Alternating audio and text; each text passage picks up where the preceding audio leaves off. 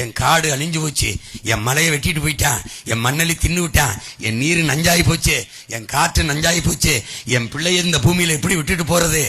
என்ன இருக்கு? படிக்க கல்வி இல்ல, படிச்சா வேலை இல்ல.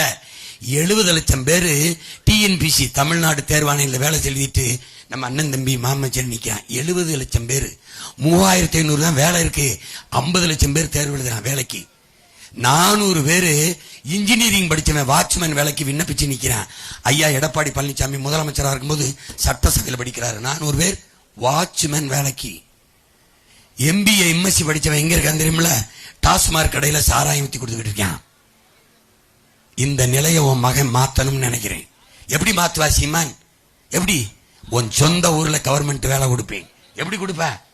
கோழி பண்ணை, ஆடு மாட்டு பண்ணை, தேனீக்கள் வளர்த்தல், பட்டுப்பூச்சி வளர்த்தல், நெசவு செய்தல், மீன் வளர்த்தல், ஆடு வளர்த்தல், மாடு வளர்த்தல், எருமை வளர்த்தல், கழுதை வளர்த்தல், எல்லாத்தையும் அரசு பண்ணி மாத்திடுவேன். என்ன மயம் கழுதை மேய்க்க? நீ மேய்க்காத, நான் மேய்ச்சிக்கிறேன். ஏன்? கழுத பால் தான் உலகத்தில் அதிக விலை. 1 லிட்டர் பால் 5000. 5000 நம்ப முடியல. நீ தான் யூடியூப் வச்சிருக்க, தட்டி பாரு. டாங்கி மில்க் ஹவு மச் போட்டு பாரு. ஏய் டேய், நான் ஏன்டா உனக்கிட்ட பொய் சொல்லணும்? என்ன பெத்தா ஆத்தா பண்ணே, நான் ஏன் உன் மையன் உனக்கு பொய் சொல்லணும்? நான் வாக்கை ஏச்சு பறிக்கணும் வந்தா நான் தான் வீட்டுக்கு ஒரு ஹெலிகாப்டர் தரேன்னு சொல்லியிருக்க மாட்டேனா? சொல்லு.